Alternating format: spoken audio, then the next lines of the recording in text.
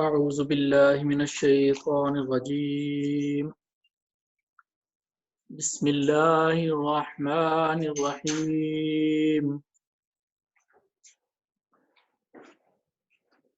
نحمده ونصلي ونسلم على رسوله الكريم أما بعد فأعوذ بالله من الشيطان الرجيم بسم الله الرحمن الرحيم قال الله تعالى في قرآن المجيد وفرقان الحميد إن الله وملائكته يصلون على النبي يا أيها الذين آمنوا صلوا عليه وسلموا تسليما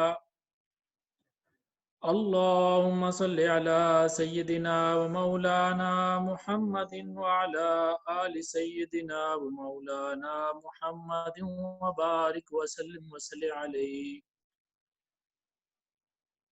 رب اشرح لي صدري ويسر لي أمري واحلل عقدة من لساني يفقه قولي رب زدني علما بسم اللہ الرحمن الرحیم۔ اللہ پاک کا ایک دفعہ پھر ہم شکر ادا کرتے ہیں کہ آج کے درس کے لیے ہم دوبارہ اکٹھے ہو رہے ہیں۔ تو انشاءاللہ آج ہم سورہ الاعراف شروع کریں گے۔ سورہ اعراف یہ قرآن پاک کی ترتیب کے لحاظ سے 7ویں سورہ ہے اور یہ مکی سورہ ہے۔ اس میں 206 آیتیں ہیں اور 24 یعنی کہ 24 اس کے اندر رکوع ہیں۔ اس کا مقام نزول یہ ہے کہ یہ مکہ شریف میں نازل ہوئی اور اس میں اعراف اس کا نام رکھنے کی وجہ یہ ہے، اعراف کا مطلب ہوتا ہے کہ ایک بہت اونچی جگہ، بلند جگہ۔ اس سورت کی آیت نمبر 46 میں جنت اور دوزخ کے درمیان ایک جگہ ہے جو کہ اونچی ہوگی، ہائی پلیس ہوگی، اس کا نام اعراف ہے۔ اسی کی وجہ سے اس سورہ کا نام اعراف رکھا گیا۔ اس سورہ کی جو ہے وہ فضیلتیں ہیں۔ اس میں جو مضمون ہے، اس کے اندر جو مین ٹاپکس اس میں کور ہوئے ہیں، اس میں فرمایا کہ قرآن اللہ کا کلام ہے اور اس کی نعمت ہے اور اس کی تعلیمات کو فالو کرنا ضروری ہے۔ قیامت والے دن اعمال کا تولا جانا ضروری ہے، ان کا وزن کیا جائے گا۔ Your deeds will be weighed، آپ کے جو اعمال ہیں ان کو تولا جائے گا۔ اور پھر دوبارہ حضرت آدم علیہ السلام کا جو واقعہ ہے وہ زیادہ ڈیٹیل میں یہاں پہ آیا ہے اس سورہ کے اندر۔ اور پھر کفار و مشرکین جو ہیں ان کو آخرت کے عذاب سے اور آخرت کے انجام سے ڈرایا گیا ہے۔ قیامت والے دن کے حالات، اس کے علاوہ اللہ تعالیٰ کی اپنی عطا کردہ نعمتوں سے اپنے وجود اور وحدانیت کی دلیلیں عطا فرمائی ہیں۔ اور اس میں نوح علیہ السلام کا واقعہ، قوم ہود کا واقعہ، صالح علیہ السلام کا، شعیب علیہ السلام کا اور موسیٰ علیہ السلام کا واقعہ دوبارہ بیان اس میں ہوا ہے۔ تو آئیے ہم اس سورہ کا افتتاح کرتے ہیں، اس کو پڑھتے ہیں۔ بعد اعوذ باللہ من الشیطان الرجیم، بسم اللہ الرحمن الرحیم۔ الف لام میم، الف لام میم صاد، کتاب انزل الیک فلا یکن فی صدرک حرج منہ لتنذر بہ وذکری للمؤمنین۔ اے پیارے حبیب، آپ کی طرف ایک کتاب جو نازل کی گئی تو آپ اس کو بیان کرنے سے نہ رکیں، آپ اس سے لوگوں کو جو ڈر ہے وہ سنائیں اور مسلمانوں کو یہ نصیحت کریں کہ یہ کتاب مسلمانوں کے لیے نصیحت ہے اور لوگوں اس کتاب پر چلو उस हुक्म पर चलो जो तुम्हारे रब की तरफ से उतरा है, और इसे छोड़कर, जो तुम्हारे रब का हुक्म आया है उसे छोड़कर, अपने रब को छोड़कर दुनिया के हुक्मरानों के पीछे पीछे मत भागो। ऐसा ना हो कि तुम पीछे रह जाओ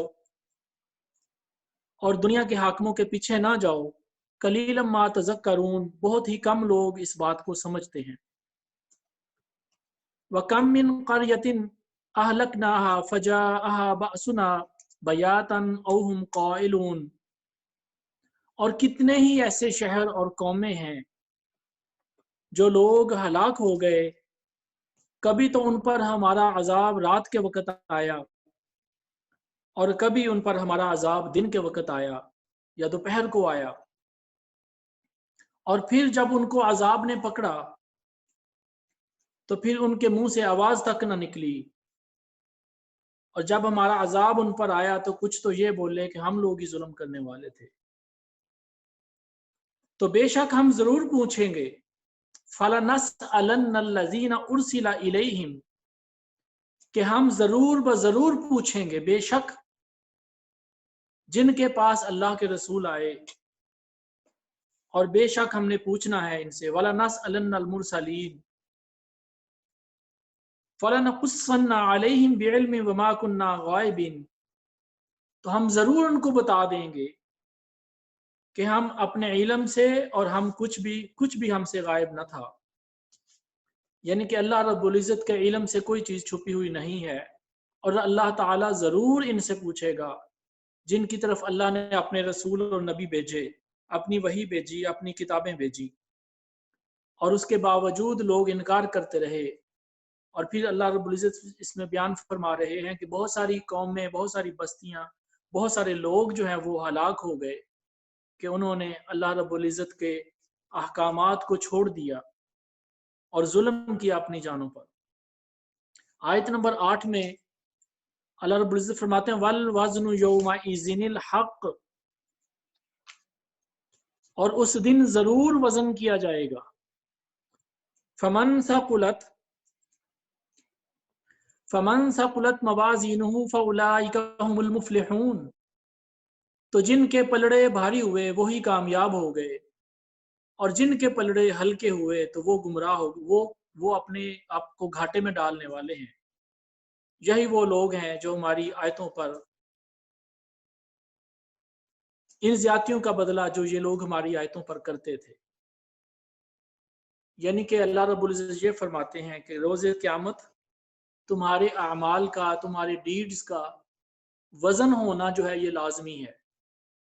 अल्लाह ताला तुमसे उसका हिसाब लेगा, और अमल का जो वजन है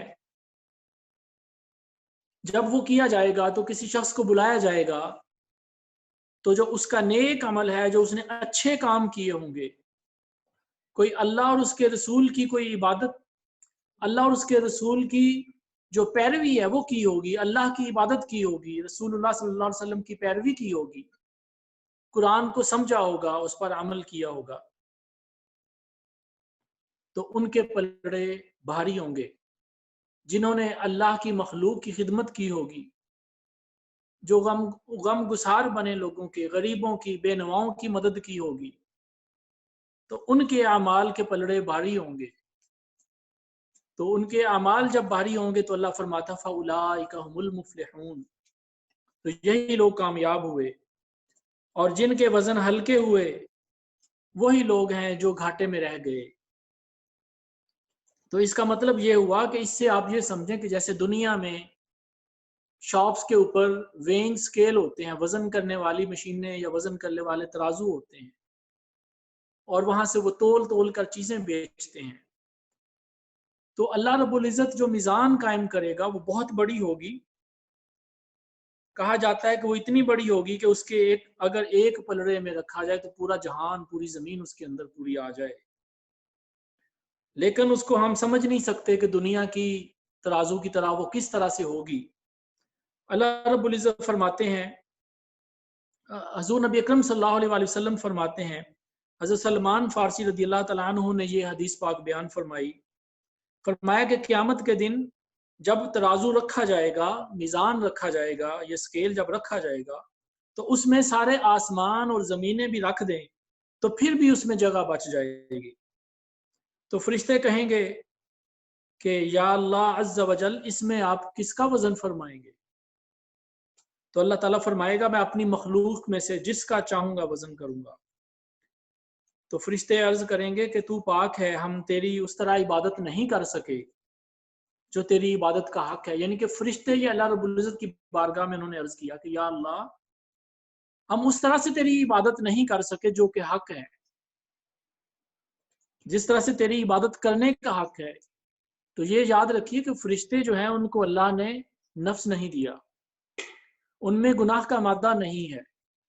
وہ اللہ کے حکم سے، کوئی فرشتے ایسے ہیں کہ ساری زندگی وہ قیام میں کھڑے عبادت کرتے رہتے ہیں، کوئی فرشتے ایسے ہیں کہ وہ ساری زندگی رکوع کی حالت میں عبادت کرتے رہتے ہیں، اور کچھ فرشتے ایسے ہیں کہ ہر وقت سجدے میں پڑے رہتے ہیں، اور کچھ اللہ کے حکم سے جو کام ان کے ذمہ لگایا ہے وہ کام کرتے رہتے ہیں۔ تو اس میزان میں جو ہے وہ یہی ہے کہ یہ میزان لا کے رکھی جائے گی، اور اللہ تعالیٰ جیسے چاہے گا ان جو چیزیں ہیں، جو اعمال ہیں، ان کو تولے گا۔ اور اسی سے ریلیٹڈ کچھ احادیث میں بیان کروں گا کہ حضرت ابو ہریرہ رضی اللہ تعالیٰ عنہ نے یہ روایت کیا کہ تاجدار کائنات، تاجدار رسالت حضرت محمد مصطفیٰ صلی اللہ تعالی علیہ وآلہ وسلم نے ارشاد فرمایا کہ دو لفظ زبان پر بڑے آسان ہیں لیکن میزان میں بہت باری ہیں اور رحمان کو بڑے پیارے ہیں۔ کلمتانی خفیفتانی علی اللسانی ثقیلتانی فی المیزانی، یعنی کہ یہ حدیث پاک، اور پھر فرمایا کہ وہ کلمے کون سے ہیں؟ سبحان اللہ و بحمدہ سبحان اللہ العظیم۔ یہ دو لفظ ایسے ہیں، یہ دو کلمے ایسے ہیں کہ جب آپ ان کو پڑھتے ہیں تو یہ میزان میں بہت بھاری کلمے ہیں، ان کا ثواب بہت زیادہ ہے۔ اسی طرح ابو مالک اشعری نے روایت کیا کہ رسول اللہ صلی اللہ علیہ وسلم نے فرمایا کہ پاکیزگی نصف ایمان ہے۔ بینگ کلین، کلینلینس جو ہے وہ ہاف ایمان ہے آپ کا۔ پاک صاف رہنا اور صفائی کرنا، اپنے ارد گرد کا ماحول صاف رکھنا، یہ ساری اس چیزوں میں اس میں صفائی میں آتا ہے۔ پاکیزگی نصف ایمان ہے۔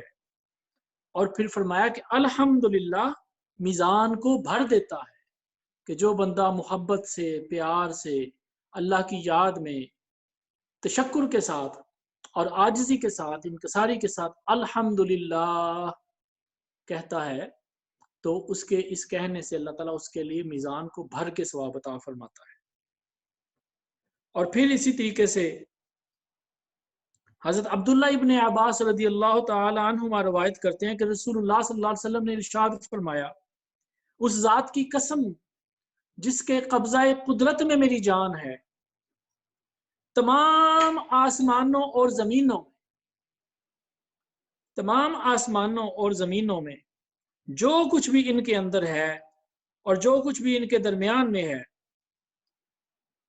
اور جو کچھ بھی اس کے نیچے ہے، اگر تم یہ سب کچھ لے آؤ اور اسے میزان کے ایک سائیڈ پہ رکھو اور کلمہ شہادت اشہد اللہ الہ الا اللہ وحدہ لا شریک لہ واشہد ان محمدً عبدہ ورسولہ، اور اس کلمہ کو آپ دوسرے سائیڈ پہ رکھ دو، تو یہ جو کلمہ ہے یہ دوسری ساری زمینوں آسمانوں کے وزن سے بھی زیادہ بھاری ہوگا۔ اللہ تعالیٰ جو چاہتا ہے وہ کر سکتا ہے۔ اور پھر ایک اور حدیث پاک اسی سے ریلیٹڈ، میزان سے ریلیٹڈ، حضرت ابو درداء رضی اللہ تعالیٰ عنہ روایت کرتے ہیں کہ رسول اللہ صلی اللہ علیہ وسلم نے ارشاد فرمایا کہ اچھا اخلاق، لوگوں کے ساتھ اچھے طریقے سے پیش آنا، میٹھی باتیں کرنا، حسن خلق کرنا، لوگوں کی مدد کرنا، ہیلپ کرنا، اچھے اخلاق جو ہیں وہ ان سے زیادہ میزان میں کوئی بھاری چیز نہیں ہے۔ تو یہ احادیث مبارکہ یہ ابو داؤد کی کتاب میں سے ہیں، اور اسی طریقے سے پہلی جو کتاب جو حدیث پاک تھی وہ بخاری شریف کی تھی اور دوسری مسلم شریف کی تھی۔ تو آگے چلتے ہیں۔ یہ جو ساری احادیث بیان کرنے کا مقصد یہ ہے کہ انسان کو اپنا محاسبہ خود کرتے رہنا چاہیے کہ میں اپنے رب کے پاس کیا لے کے جا رہا ہوں۔ مرد ہے یا عورت، اس میں کوئی تخصیص نہیں، اللہ تعالیٰ جس کا چاہے تو وہ حساب لے گا، اور جب حساب لینے پہ آیا تو ایک ایک چیز کا حساب دینا پڑے گا، اور وہ قدرت رکھتا ہے کہ وہ چیزیں جو ہم خود بھول چکے ہیں، لیکن اس مالک کو جو ہر چیز کو جانتا ہے اس کے پاس ہر چیز محفوظ ہے۔ تو آگے چلتے ہیں۔ اللہ رب العزت یہ فرماتے ہیں آیت نمبر 11، جو 11 نمبر آیت ہے، اس میں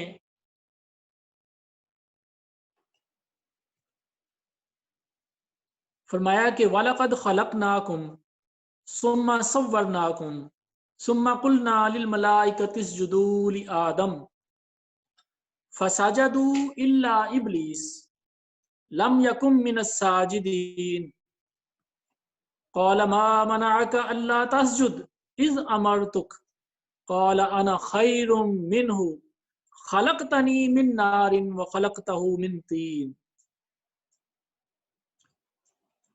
تو اللہ رب العزت فرمایا کہ یہ 11 نمبر آیت میں اور پھر 12 اور 13 اور 14 چلتا جاتا ہے، یہ سارا جو واقعہ ہے یہ دوبارہ آدم علیہ السلام کا، ان کی تخلیق کے وقت کا واقعہ۔ جب اللہ نے آدم کو پیدا فرمایا تو آدم علیہ السلام کا یہ جو واقعہ ہم اس سے پہلے پڑھ کے آئے ہیں، سورۃ البقرہ کے اندر تیسرے رکوع میں ہم نے پڑھا تھا، تو یہاں پہ وہی واقعہ اب زیادہ ڈیٹیل کے ساتھ آ رہا ہے۔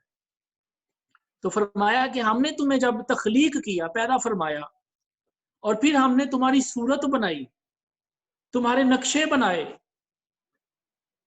ثم صورناکم، جس طرح سے چاہا تمہیں تصویر تمہاری شکل و صورت کو پیدا فرمایا، ثم قلنا للملائکۃ اسجدوا لآدم، اور اس وقت ہم نے پھر فرشتوں کو حکم دیا کہ تم آدم کے لیے سجدہ کرو، یعنی کہ آدم کو سجدہ کرو۔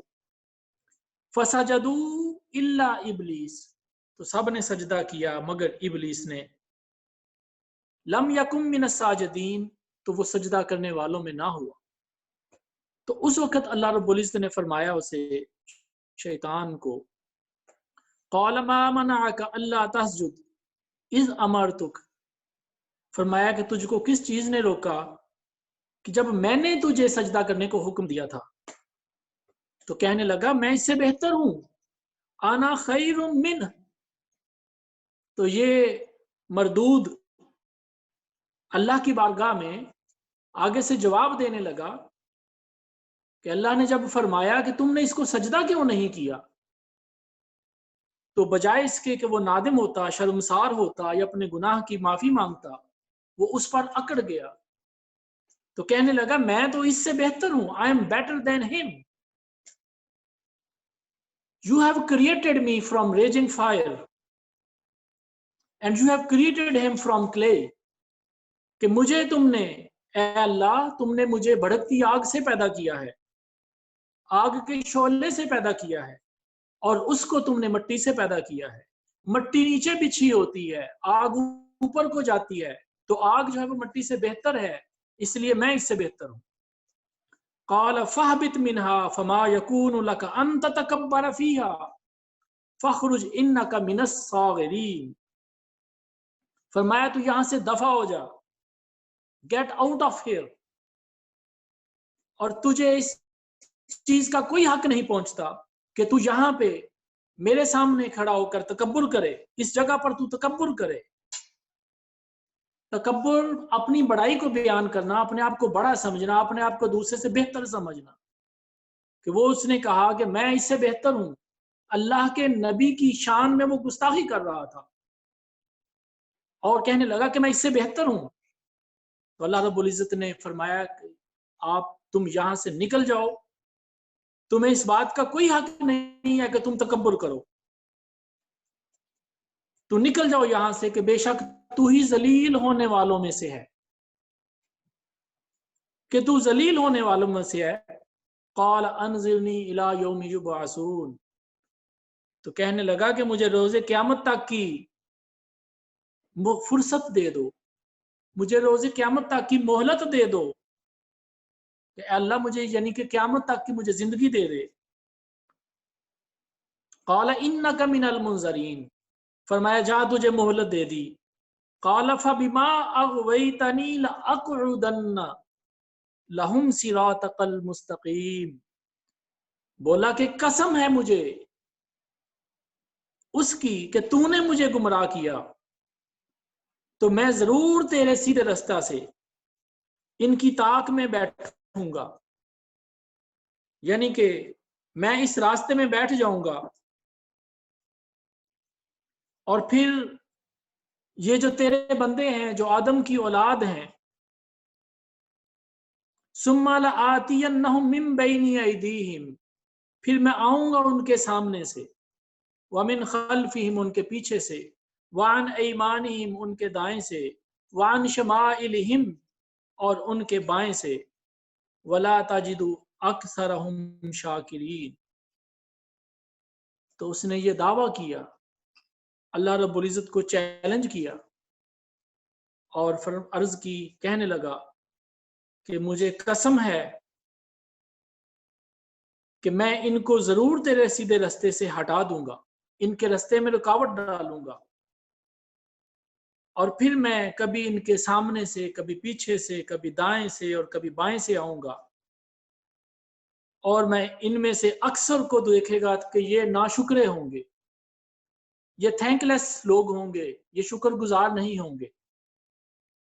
تو رب العزت نے فرمایا قال اخرج منها مذءوما مدحورا لمن تبعك منهم لأملأن جہنم منکم اجمعین، فرمایا کہ تو یہاں سے دفع ہو جا،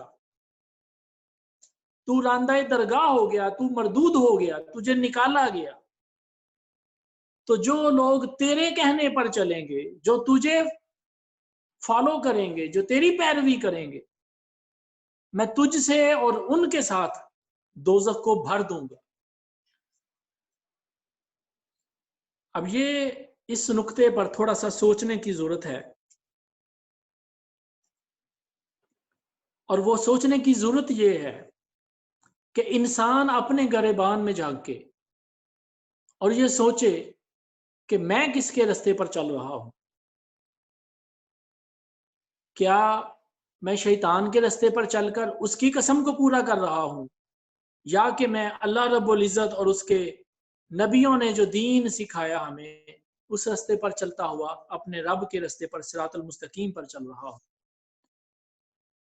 تو اس میں یہ جو واقعہ ہے کہ کبھی انسان کے دائیں سے آؤں گا، کبھی بائیں سے آؤں گا، کبھی سامنے سے آؤں گا، کبھی پیچھے سے آؤں گا، تو اس کی تفسیر میں یہ بتایا گیا ہے کہ دراصل وہ انسان کو کبھی اپنے مستقبل کا خوف ڈال دیتا ہے، انسان اس خوف میں پڑ جاتا ہے میں کل کیا کھاؤں گا، اگلے مہینے میں کیا کروں گا، نیکسٹ ایئر میں کیا کروں گا، اور کبھی اس کو شہوتوں میں جو کہ دنیا کی لذتیں ہیں ان میں وہ ڈال دیتا ہے، اور کبھی اس کو آخرت کا خوف ڈال دیتا ہے کہ آخرت میں میرا کچھ نہیں بنے گا، اللہ تعالیٰ سے اس کو نا امید کر دیتا ہے، اور اسی طریقے سے انسان کو اللہ تعالیٰ سے وہ نا امید کرنے کی پوری کوشش کرتا ہے۔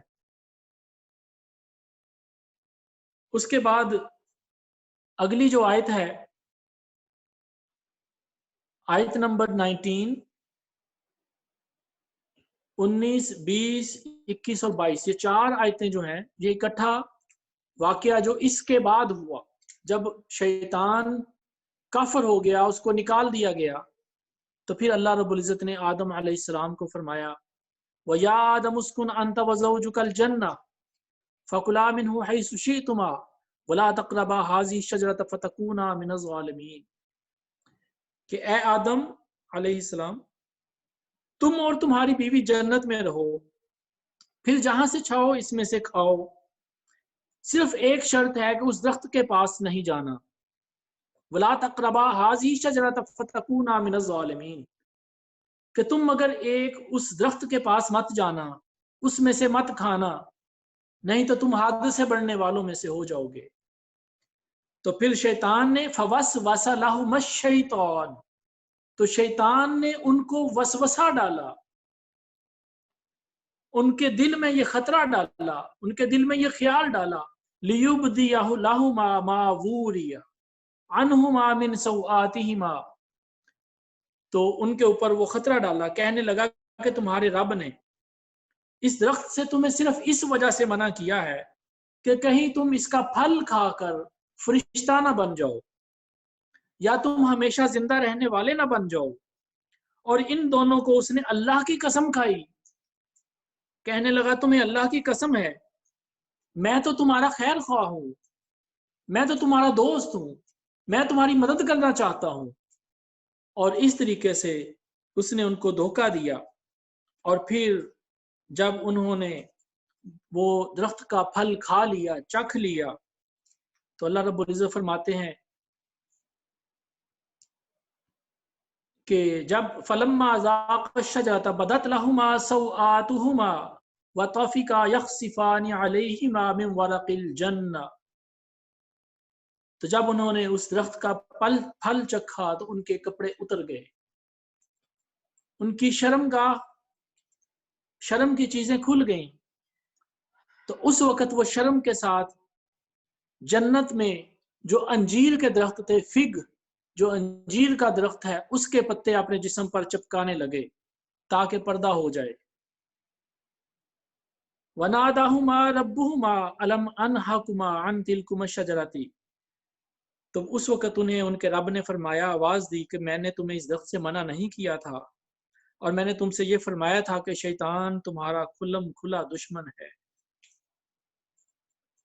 تو یہ سارا واقعہ اب اس میں جو مفسرین ہیں وہ اس بات کو بیان کرتے ہیں کہ یہ آدم علیہ السلام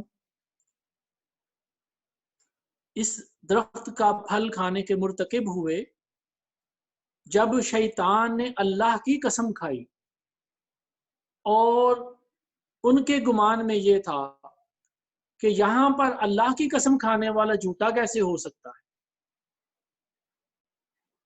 تو اس کے بعد جب یہ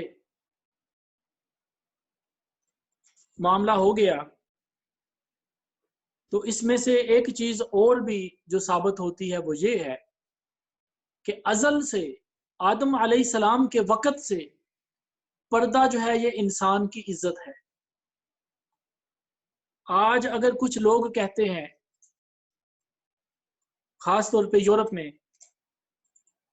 تو وہ فطرت کے خلاف جاتے ہیں۔ فطرت یہ ہے کہ انسان اپنی شرم کی چیزوں کو ڈھانک کے رکھے، چھپا کے رکھے۔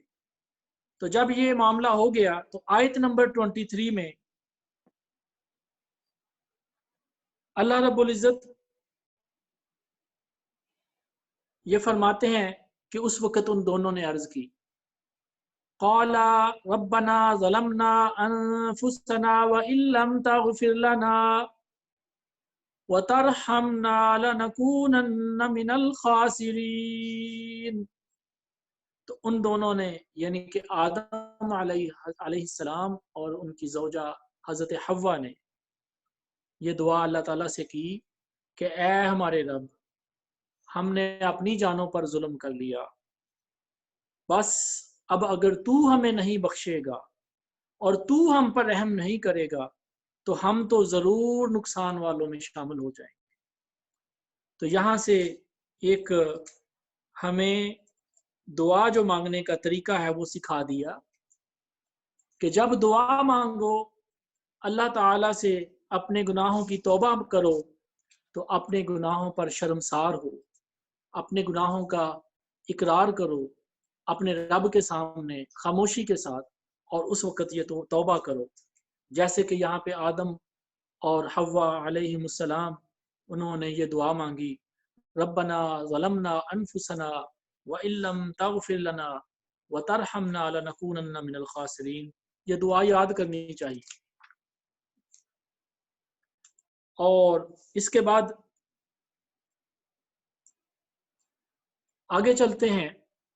اس میں آیت نمبر 26 اللہ رب العزت فرماتے ہیں یا بنی آدم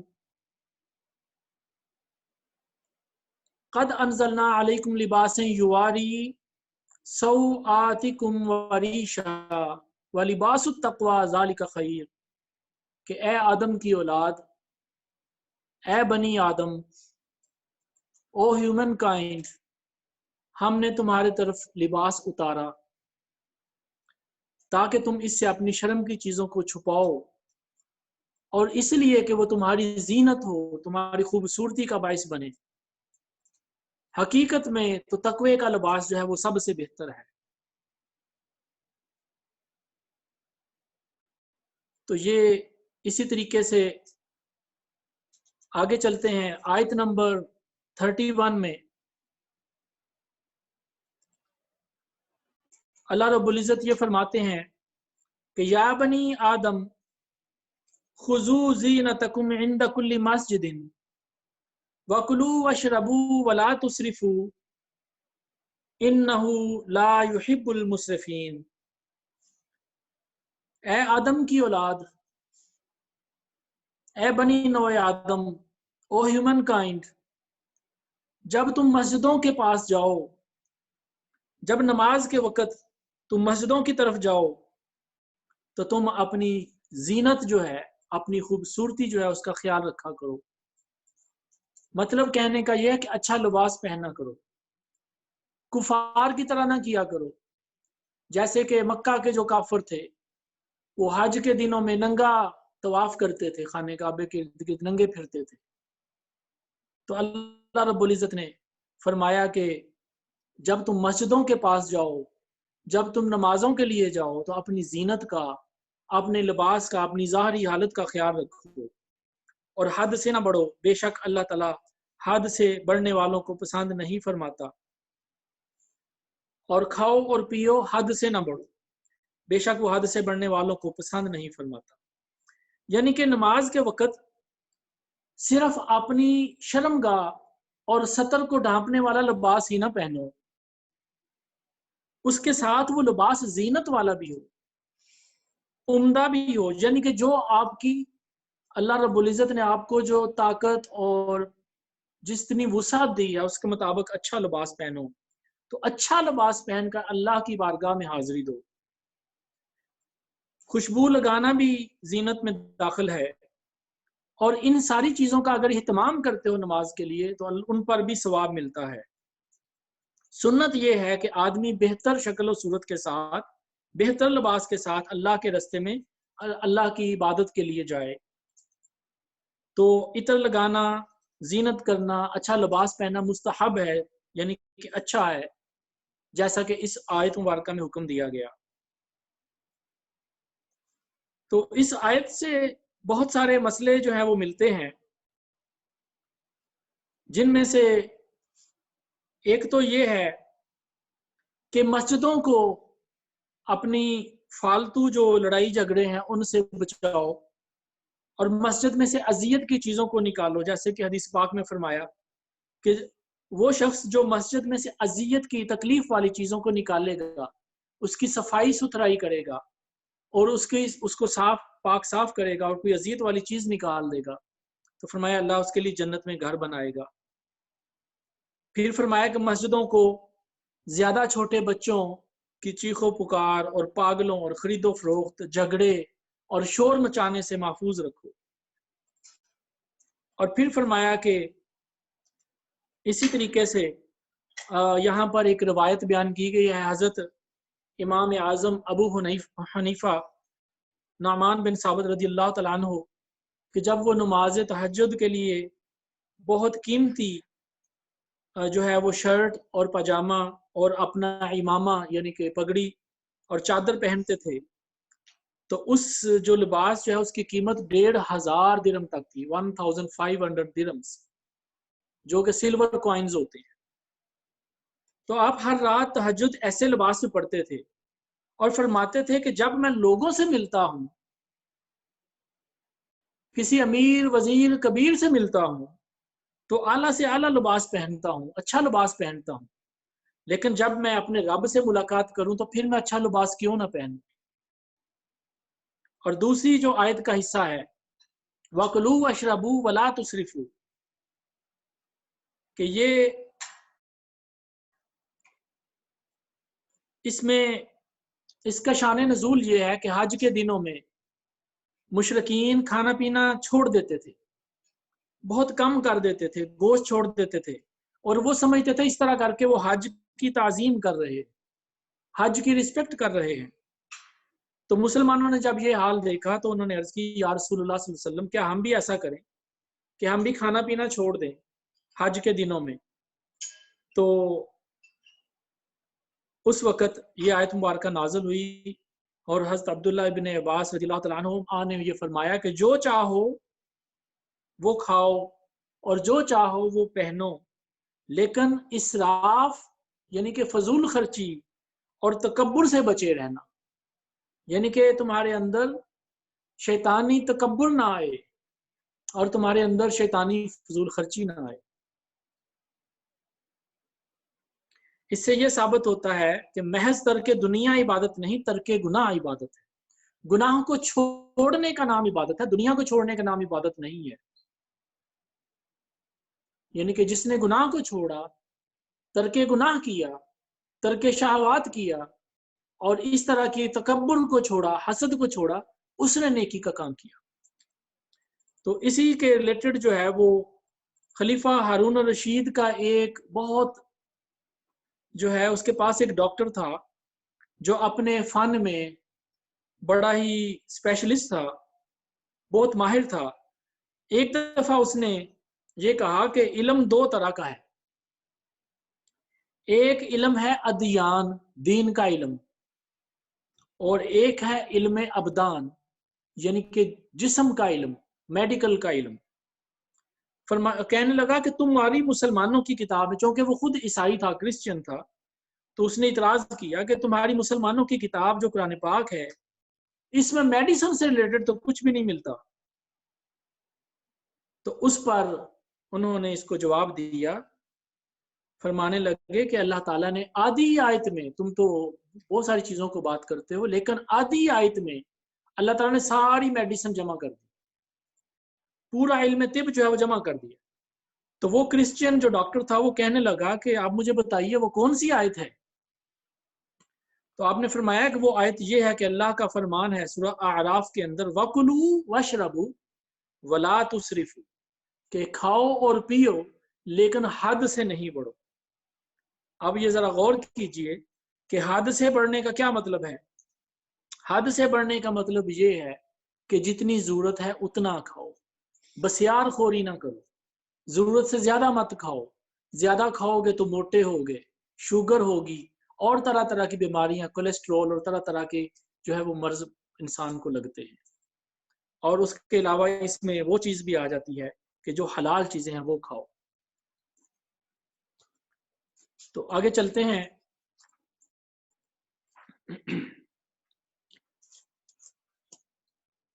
آیت نمبر 40،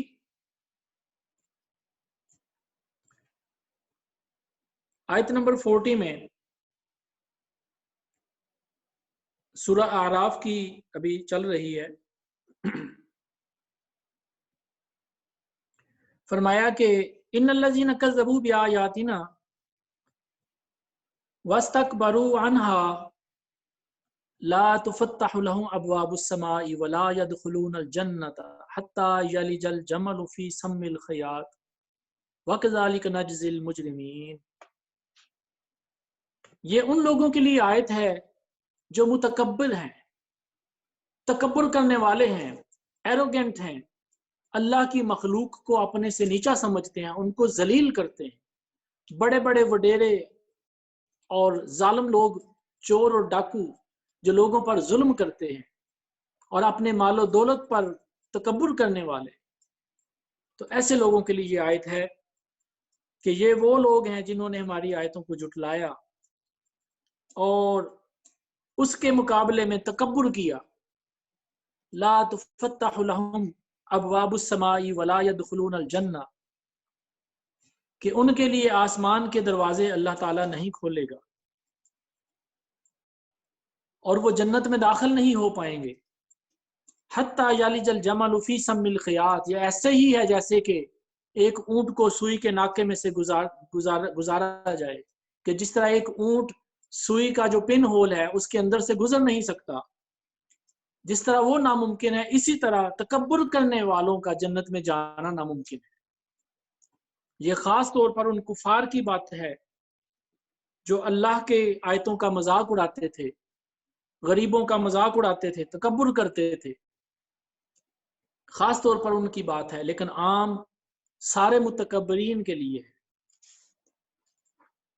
اور اسی طریقے سے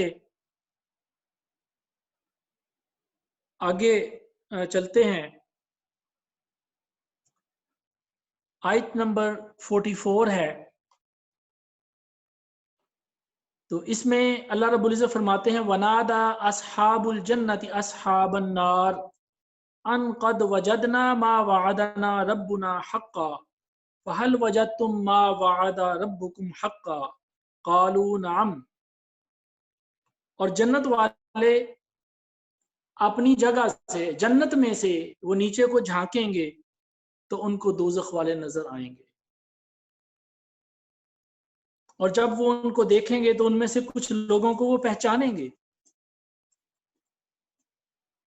اور جب ان کو وہ پہچانیں گے تو ان کو کہیں گے کہ ہمیں تو ہمارے رب نے جو وعدہ کیا تھا جنت کا ہمیں تو وہ مل گیا ہے، تو بتاؤ تمہیں بھی کچھ ملا ہے جو تمہارے رب نے وعدہ کیا تھا، یعنی کہ جس چیز کا تمہیں وعدہ دیا گیا تھا، یعنی کہ ہمارے رب نے نیکی پر جنت کا وعدہ کیا تھا اور سرکشی پر دوزخ سے ڈرایا تھا، تو اس پر وہ کہیں گے کہ ہاں ہم نے بھی اس وعدے کو دیکھ لیا، بے شک اللہ تعالیٰ کا وعدہ جو ہے وہ پکا ہے۔ اور پھر اس سے آگے چلتے ہیں، یہ آیت نمبر 46 ہے، یہاں پر اس جگہ کی بات ہو رہی ہے جو کہ جنت اور جہنم کے درمیان میں ہوگا۔ اب یہ جنتی جو ہیں وہ بات کر رہے ہوں گے ان لوگوں سے، تو اس سے اگلی آیت میں اللہ فرماتا ہے وَبَيْنَهُمَا حِجَابٌ، ان کے درمیان ایک پردہ سا ہوگا، وَعَلَى الْأَعْرَافِ رِجَالٌ يَعْرِفُونَ كُلًّا بِسِيمَاهُمْ، تو جنت اور دوزخ کے درمیان میں ایک پردہ ہوگا، ایک حجاب ہوگا، ایک کرٹن ٹائپ سم تھنگ، کوئی چیز ہوگی، اور اس میں ایک اونچی جگہ ہوگی، تو اس اونچی جگہ پر جس کا نام اعراف ہے، جس کے نام پہ یہ سورت کا نام اعراف ہے، تو وہاں پر کچھ لوگ اس جگہ پر بیٹھے ہوں گے، اور وہ لوگوں کو، یہ لوگ جو اعراف پر بیٹھے ہوں گے یہ جنتیوں کو بھی پہچانیں گے اور دوزخیوں پر بھی پہچانیں گے، اور جب یہ جنتیوں کو دیکھیں گے تو کہیں گے تم پر سلام ہو، سلام علیکم، اور وہ بھی جنت میں جانے کی خواہش رکھتے ہوں گے، اور جب ان کی آنکھیں دوزخیوں کی طرف جائیں گی، جب وہ دوزخیوں کو دوزخ میں جلتا ہوا دیکھیں گے، چیخو پکار کرتا ہوا دیکھیں گے، تو اس وقت وہ یہ دعا مانگیں گے قالوا ربنا لا تجعلنا مع القوم الظالمین، یہاں پہ آیت نمبر 47 ہے، یہ ختم ہوتی ہے، تو یہ دعا اس کو بھی یاد کر لیجئے اور اس کو اپنی دعاؤں میں شامل کرنا چاہیے، ربنا لا تجعلنا مع القوم الظالمین، اے اللہ تعالی ہمیں ظالموں کی سنگت سے، ان کے ساتھ سے بچا، ہمیں ان کے ساتھ مت کرنا۔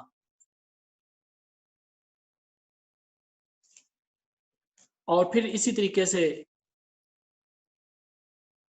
جو ہے ہم آگے چلتے ہیں، یہ سارا اسی طرح واقعہ چلتا ہے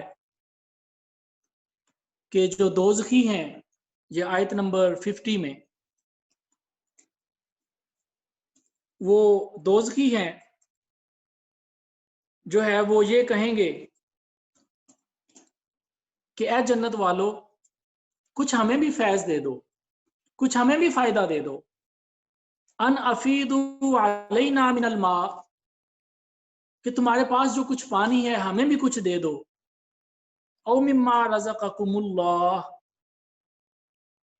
کہ یا پھر جو کچھ تمہارے رب نے تمہیں رزق دیا ہے اس میں سے بھی کچھ ہمیں دے دو۔ تو وہ اس وقت کہیں گے قالوا ان اللہ حرمہما علی الکافرین، اللہ تعالیٰ نے کافروں پر یہ رزق اور پانی حرام کر دیا ہے۔ اور پھر اسی کی کنٹینویشن میں آگے چلتے ہوئے آیت نمبر 51 میں اللہ رب العزت اس آیت میں بیان فرماتے ہیں الذین اتخذوا دینہم لہوا ولعبا وغرتہم الحیات الدنیا، کہ یہ جو کافر لوگ تھے جو جنت میں جل رہے تھے، یہ وہی لوگ ہیں جنہوں نے دنیا کے اندر دین کو کھیل تماشا بنا لیا تھا، جنہوں نے اپنے دین کو کھیل تماشا بنا لیا تھا، وغرتہم الحیات الدنیا، اور ان کو دنیا کی زندگی نے فریب دے دیا تھا۔ They were misguided, eluded by the worldly life، کہ ان کو دنیا کی جو زندگی ہے، دنیا کی جو چیزیں ہیں جن کا ذکر ہم پیچھے سے پڑھتے ہوئے آ رہے ہیں کہ سورہ آل عمران میں اس کا ذکر آیا کہ شیطان تمہاری نظروں میں دنیا کا مال و متاع، اس کی چیزوں کو اور تمہارے برے اعمال کو اچھا کر کے دکھاتا ہے۔ تو لوگ اس مال کے چکر میں، اس دنیا کے چکر میں اللہ تعالیٰ کو بھول جاتے ہیں۔ تو اللہ تعالیٰ فرماتا ہے کہ اس دن جب تمہیں سب سے زیادہ رب کی ضرورت ہوگی، فَالْيَوْمَ نَنْسَاهُمْ كَمَا نَسُوا لِقَاءَ يَوْمِهِمْ هَٰذَا، فرمایا کہ جس طرح تم دنیا میں تم نے بھلا دی یہ والی آیتیں، جس طرح تم نے دنیا میں بھلا دیا، آج ہم بھی تمہیں چھوڑ دیں گے۔ یعنی کہ وہ دوزخی لوگ، کافر لوگ، یہ جو جہنم میں جل رہے ہوں گے، اللہ تعالیٰ فرمائے گا کہ ان کو وہاں پہ ڈال کے ہم چھوڑ دیں گے، ان کا حال کوئی نہیں پوچھے گا۔ تو یہ اس کا سارا جو ہے وہ واقعہ یہاں پہ بیان ہوا۔ اور پھر آیت نمبر 49،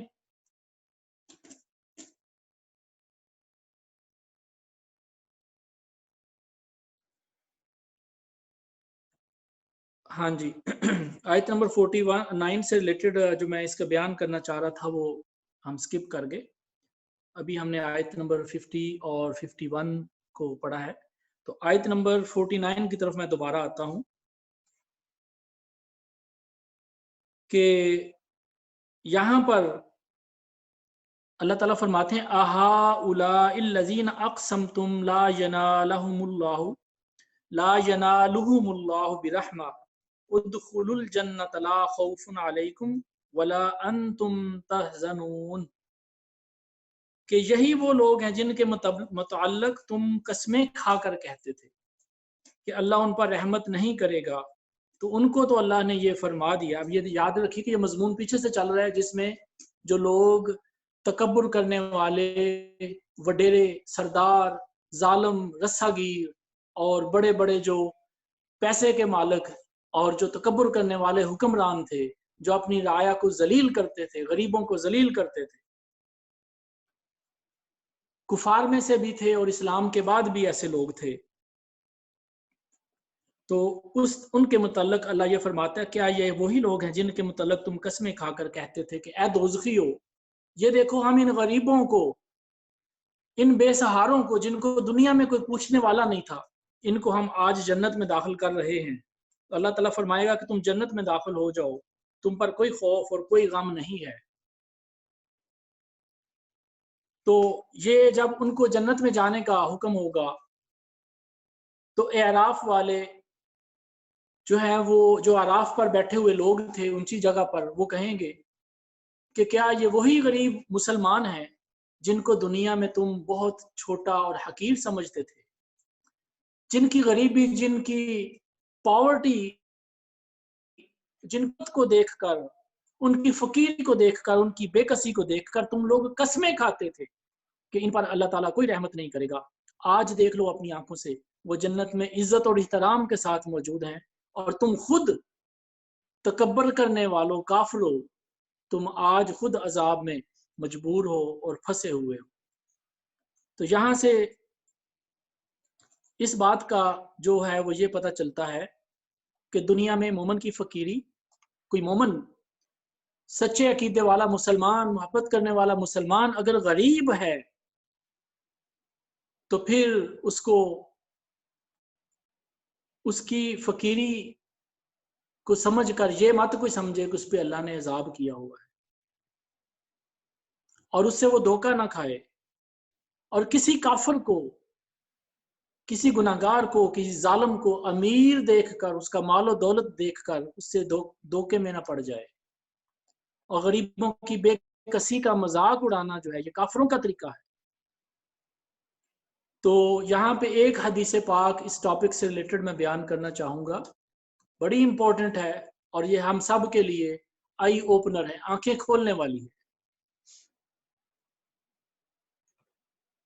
حضرت ابو ہریرہ رضی اللہ تعالی عنہ روایت کرتے ہیں کہ رسول اللہ صلی اللہ علیہ وسلم نے ارشاد فرمایا، کیا تم جانتے ہو، do you know who is really poor person, کہ حقیقت میں مفلس اور غریب کون ہے؟ تو صحابہ کرام نے عرض کی، ہمیں مفلس وہ ہے کہ جس کے پاس کوئی درہم یا دینار نہیں ہے، مال و دولت نہیں ہے، اور جس کے پاس ساز و سامان نہیں ہے۔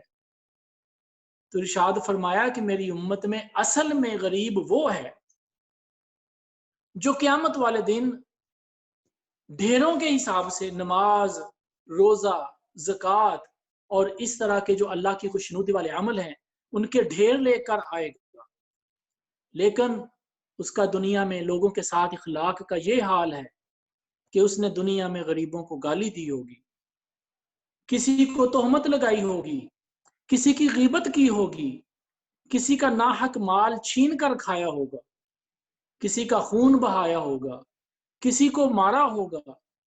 تو یہ لوگ جن کے ساتھ اس نے دنیا میں ظلم کیا ہوگا، وہ لوگ جب آئیں گے روز قیامت تو اللہ تعالیٰ اس کی نیکیوں میں سے لے کر اس مظلوم کو دے دے گا، کسی کو اس کی نمازیں لے کر دے دی جائیں گی، کسی کو اس کے روزے اور زکاتیں اور صدقے اور خیرات جو ہیں اس کے اعمال کا جو اجر تھا وہ اس کو دے دیا جائے گا، اور پھر سب مظلوموں کو اس کا حق ادا کیا جائے گا۔ پھر بھی کچھ مظلوم ایسے آئیں گے کہ اس وقت اس شخص کے پاس جو اتنا ڈھیر نیک عمل لے کر آیا تھا، اس کے پاس اب کوئی عمل بچا نہیں ہوگا، تو پھر اس مظلوم کے جو گناہ ہیں، اس کی جو غلطیاں ہیں، اس کی جو خطائیں ہیں، اس کے نامہ اعمال میں سے نکال کر اس ظالم اور غاصب کے نامہ اعمال میں ڈال دیا جائے گا، اور پھر جب یہ حالت ہوگی تو اس کا جو نامہ اعمال ہے وہ خالی ہو جائے گا۔ اس وقت کہا جائے گا کہ اس کو آگ میں پھینک دو، اب اس کے پاس جنت میں جانے کا کوئی جواز نہیں ہے۔ اور یہ جو حدیث میں بیان کر رہا ہوں یہ صحیح مسلم شریف کی حدیث ہے، اور یہ حدیث نمبر جو ہے یہ 59 ہے، 1394 ہے مسلم شریف کی حدیث۔ تو اس میں جو ہے وہ یہاں سے بڑی جو سمجھنے والی بات ہے، آنکھیں کھولنے والی بات ہے کہ نیک اعمال کریں، لیکن اس کے ساتھ ساتھ حسن خلق، اچھا اخلاق بھی سیکھیں، لوگوں کے ساتھ اچھے طریقے سے پیش آئیں اور اچھے طریقے سے اعمال کریں۔ اگر کسی کا حق مارا ہے تو اس کو اسی دنیا میں لٹا دیں، تاکہ اس روز قیامت پھر خالی ہاتھ شکل نہ دیکھنی پڑے، اور اس ہزیمت سے، اس مفلسی کا، اس غریبی کا نشانہ نہ بننا پڑے جو یہ حدیث پاک میں بیان فرمائی۔ اس کے بعد آگے چلتے ہیں، آیت نمبر 54، اس میں اللہ تعالیٰ فرماتے ہیں، ان ربکم اللہ الذی خلق السماوات والارض فی ستۃ ایام ثم استوى علی العرش، کہ تمہارا رب اللہ ہے۔ اب یہ یاد رکھیے کہ یہ سورہ کے اندر اللہ تعالیٰ کفار کو، جو لوگ ایمان نہیں لائے تھے ان کو جھنجھوڑ کے ان کو بتا رہا ہے، فرما رہا ہے، اور مومنوں کا ایمان ان آیتوں سے پکا ہوتا ہے۔ فرمایا کہ تمہارا رب وہ ہے جس میں نے آسمان بنایا اور جس نے زمین بنائی، اور یہ سارے آسمان اور یہ زمین اور جو کچھ اس کے اندر ہے وہ 7 دنوں کے اندر، 6 دنوں کے اندر بنایا، کہ اس نے خلق السماوات والارض فی 6 ایام، اس نے یہ سارے آسمان اور یہ زمین 6 دن میں بنائی، اور پھر جیسا اس کی شان کے لائق ہے عرش پر ٹھہرا، اور رات دن کو ایک دوسرے سے بدل دیتا ہے اور ایک دوسرے کے پیچھے جلد جلد چلا آ رہا ہے۔ اس نے سورج اور چاند اور ستاروں کو بنایا اس طریقے سے کہ وہ سارے کے سارے سورج، چاند، ستارے، سارا نظام شمسی، ساری یونیورس، سارے بلیک ہولز، جتنا کچھ بھی ہے، گلیکسیز ہیں، وہ ساری اللہ کے حکم کی پابند ہیں، اپنی اپنی رفتار سے وہ چل رہے ہیں، کوئی کسی دوسرے کے راستے میں آنے والا نہیں، جب تک اللہ تعالیٰ چاہے گا یہ چلتے رہیں۔ تو اس کے بعد آیت نمبر 55 میں اللہ تعالیٰ یہ فرماتے ہیں کہ وَلَا تُفْسِدُوا، فرمایا ادعوا ربکم تضرعا وخفیا انہ لا يحب المعتدین، کہ تم اپنے رب کو دعا میں پکارو، اپنے رب سے دعا کرو گڑ گڑا کر، آہستہ آواز میں۔ فرمایا کہ اپنے رب سے گڑ گڑا کر اور آہستہ آواز میں دعا کرو، بے شک وہ حد سے بڑھنے والوں کو پسند نہیں کرتا۔ اللہ تعالیٰ حقیقت میں حاجت روا ہے، وہ لوگوں کی ضرورتیں پوری کرتا ہے، اور وہ قدیر ہے، وہ قادر ہے ہر چیز پر۔ اسی سے ریلیٹڈ حضور نبی اکرم صلی اللہ علیہ وسلم نے فرمایا، یہ حدیث پاک ہے، اس کو یاد کر لی، بڑی آسان 3 لفظوں کی ہے۔ فرمایا الدعاء مخ العبادہ، کہ دعا جو ہے، یہ ترمذی شریف کی حدیث ہے، فرمایا کہ جو دعا ہے یہ عبادت کا مغز ہے، یہ عبادت کا ایسنس ہے، کہ اتنی اچھی دعا مانگو کہ اصل جو اس کا نچوڑ ہے وہ آپ کی دعا کے اندر ہے، عبادت کا نچوڑ۔ تو دعا مانگنے والے کو اللہ تعالیٰ خالی نہیں لوٹاتا۔ حضرت ابو ہریرہ رضی اللہ تعالیٰ عنہ روایت کرتے ہیں کہ نبی اکرم صلی اللہ علیہ وسلم نے ارشاد فرمایا کہ اللہ تعالیٰ کو دعا سے بڑھ کر کوئی اور چیز پسند، اس سے زیادہ کوئی پسند نہیں۔ اللہ تعالیٰ کے نزدیک کوئی چیز دعا سے زیادہ بزرگ تر نہیں۔ یہ بھی ترمذی کی حدیث ہے۔ اور حضرت عبداللہ بن عمر رضی اللہ تعالیٰ عنہما روایت کرتے ہیں کہ اللہ نے ارشاد فرمایا، حضور نبی اکرم صلی اللہ علیہ وسلم نے ارشاد فرمایا کہ جس شخص کے لیے دعا کا دروازہ کھولا گیا تو اس کے لیے رحمت کا دروازہ کھولا گیا۔ اور اللہ تعالیٰ سے جو لوگ سوال کرتے ہیں، جو اللہ سے مانگتے ہیں، سب سے بہتر مانگی جانے والی جو چیز ہے وہ عافیت ہے، حفاظت ہے، اور جو مصیبتیں نازل ہو چکی ہیں اور جو نازل نہیں ہوئیں ان سب میں دعا سے نفع ہوتا ہے۔ تو اے اللہ کے بندو، دعا کرنے کو اپنے اوپر لازم کر لو۔ تو یہ اسی طریقے سے اور بھی جو ہے وہ دعا کے جو فائدے ہیں، اور بھی بہت ساری حدیثیں ہیں، میں اب اس کے جو فائدے ہیں ان کو بیان کر کے تو کنکلوڈ کرتا ہوں۔ فرمایا کہ جو شخص دعا مانگتا ہے وہ عبادت گزاروں میں شامل ہوتا ہے، he is considered as a worshipper، ٹھیک ہے، وہ عبادت گزاروں میں شامل ہوتا ہے۔ جو شخص دعا کرتا ہے وہ اپنی عاجزی کا انکساری اور اپنے محتاج ہونے کا اقرار کرتا ہے، اور اپنے رب کی قدرت کا اعتراف کرتا ہے کہ میرا رب ہر چیز پر قدرت رکھتا ہے۔ میں جب اپنے رب سے مانگتا ہوں تو میں یہ کہہ رہا ہوں کہ تو دینے پر قدرت رکھتا ہے، تو مجھے عطا کرنے والا ہے۔ اور دعا مانگنے سے شریعت کے حکم کی بجا آوری ہوگی، کہ آپ جو شریعت کا جو حکم ہے اس کو پورا کر رہے ہوں گے، کیونکہ اللہ نے اس کا حکم دیا۔ یہ جو آیت مبارکہ ابھی ہم نے پڑھی ہے، اس کا حکم کون دے رہا ہے؟ اس کا حکم اللہ دے رہا ہے۔ God is commanding you to make dua to him، اللہ سے دعا مانگو گڑ گڑا کر۔ اور اس کے علاوہ جو اس کا چوتھا فائدہ ہے وہ یہ ہے کہ سنت کی پیروی ہوگی۔ جب آپ دعا مانگتے ہیں تو یہ سنت بھی ہے، رسول اللہ صلی اللہ علیہ وسلم خود بھی دعا مانگا کرتے تھے اور دوسروں کو بھی فرماتے تھے۔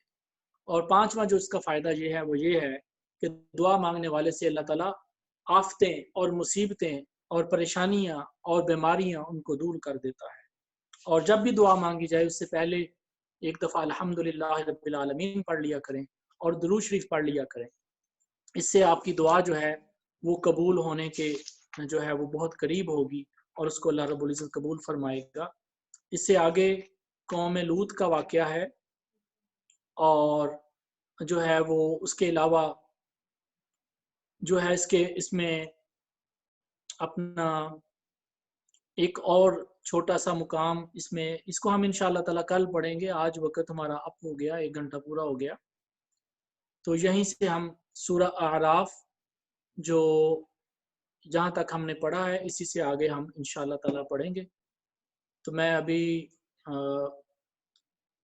ابراہیم صاحب کو بلاتا ہوں کہ وہ آ کے انگلش کو 5 منٹ کی سمری جو ہے وہ انگلش میں دے دیں.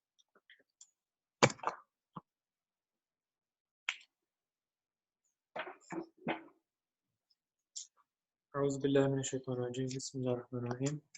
Assalamu alaikum. Today we covered Surah Ar-Raf. It is the 7th surah in the Quran.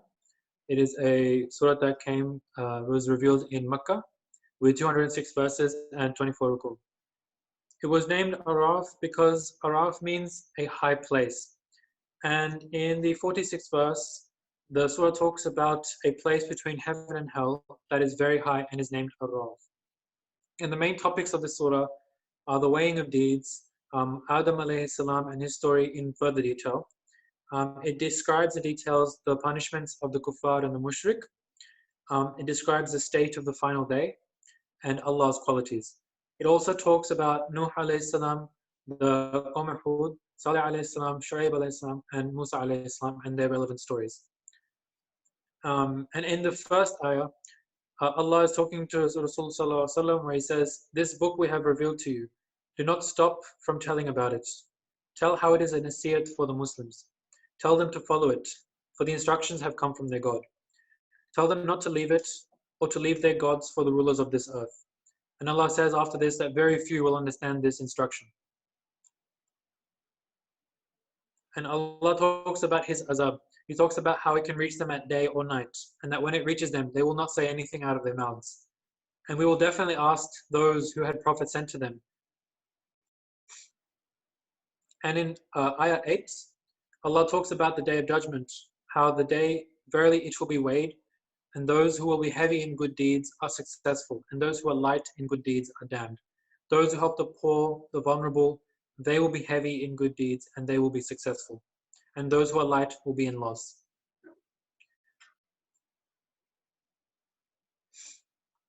Furthermore, Allah describes the story of Adam alayhi salam. He talks about how the angels were asked to prostrate before Adam alayhi salam, and every one of them did except for Shaitan. He was the only one that did not. Allah asked him why he did not do this. And Shaitan replied by saying, "Ana khairum min," in Arabic, which means that I am better than him. He said that he is better because he is better than the creation of Adam, who is made out of clay. Shaitan was arrogant. He believed that him being made out of fire was superior being to Adam alayhi salam. And Allah, after this, told him to leave, told him that he had no right to be arrogant. And before Shaitan was kicked out of heaven, Shaitan asked for life until Judgment Day. And he said that he will deviate the righteous from their path, and that he will approach them from the front, from the back, from the left, and from the right to deviate them. And one way of interpreting this is that from the front, meaning that he will place the fear of tomorrow, the uncertainty of the future, in the way that we act today. Shaitan challenged God. He said that he will make people in this dunya thankless, and that they will not remember Allah. But Allah said, "Leave, and I will fill Jahannam with you and your followers." In the following ayats 19 to 22, Shaitan told Adam alayhi salam and Hawa alayhi salam that God had stopped them from eating the fruit from that tree so that they would not become angels or immortal. And he swore this by Allah, and he said that he was their friend. And so, believing him, Adam alayhi salam and Hawa, they ate the fruit and they lost their clothes. And from here, Allah describes how parda, the covering of the body, is the izzat of insan. And Allah says that, did I not warn you that shaitan is your open enemy? And after making this grave mistake and being removed from heaven, Adam alayhi salam had been taught the way to make dua, to repent. And the way to do this is very clear, that you have to make tawbah, which is honest and sincere regret for what you have done, to be ashamed of your actions, and to do this in front of Allah while you make dua. And Allah says that, O children of Adam, O Bani Adam, we have given you clothes so that you may keep your izzat and your beauty. And in the following ayah, Allah talks about how when you go to the masjid, take care of your appearance. Do not just cover yourself, but wear nice clothes. And one part of this could be considered is putting on perfume or uttar when you go to the mosque. All of this self-purification contributes to sawab because you are doing it for the sake of Allah, to make yourself look appealing. Allah talks about not having fights and noise and loud children in the mosque. And He describes that he who has left a sin, left doing a sin, or left committing a sin, he has done a good deed. And Allah says, eat and drink, but do not do that beyond your limits. That which you need is what you should eat and drink. Do not be gluttonous, and eat only from that which is halal. And then Allah addresses those, the mutakabbir, the arrogant. He says that for those who think they are better than the rest of the humans, those who are cruel to others, and those who suppress them, they are those who rejected our verse, and they are those who choose their arrogance instead. For them, we have closed the doors of heaven. For them, they will not be able to enter. And He gave the example of like trying to pass a camel through the hole of a needle. It is impossible and you cannot conceive it. That is the situation of those who are arrogant in this dunya and will try to enter Jannah. They will not be able to. And when those in Jannah will look to those in hell, they will see people they know. They will ask, why did we get fulfilled in our promise? Did you not receive the same promise? And there will be a shade or a cover between them. And there will also be a high place between them known as Araf, as the name of the surah implies. And some certain people will sit there, they will see those in Jannah, they will see those in the hellfire. They will say as-salam to those in Jannah. And when they see people burning in hell, they will make a dua. رَبَّنَا لَا تَجْعَلْنَا مَعَ الْقَوْمِ الظَّالِمِينَ. And those in hellfire, they will say to the people of Jannah, give us some benefit, some water, some rizq of Allah that He has given you. And the reply will be that Allah has made this haram on the kafir. They cannot receive this. In the following ayah, those that burn in the hellfire, those are the people who in this world, in the dunya, had made their own deen a game and a joke. Not kafir, but those people who had their own deen and then they made it a game and a joke. And the life of the dunya had alluded them to be astray. They will be placed there and left there in hellfire with no one to ask about them. In the preceding ayah, 49, these are the arrogant people who would swear by Allah that those poor and impoverished people would not be given the rahmah of Allah. But, O denizens of the hellfire, these are the people who have been entered into Jannah. And we said to those people, enter Jannah, for there is no fear or danger that will befall you. And those on Araf, they will say that, are they those poor Muslims who you had thought to be so small and so poor that they were irrelevant when addressing the arrogant people? Those that the arrogant people had sworn by Allah that they would not provide rahmah on them. Instead, now the arrogant people have become the denizens of hellfire, and the poor have become denizens of Jannah. God had made, and then the focus is shifted to the genesis of the world. Describes how God had created everything in 6 days, as-samawati wal-ard. And then God waited on His throne, and He changed the days and nights as per their cycles, and He ordained for the systems of the universe, the stars, the planets, and the galaxies, to function as per His will. And finally, Allah describes how when you call to your God, do so in a quiet voice, for God is the fulfiller of requirements. Shukran. Thank you. Assalamu alaikum.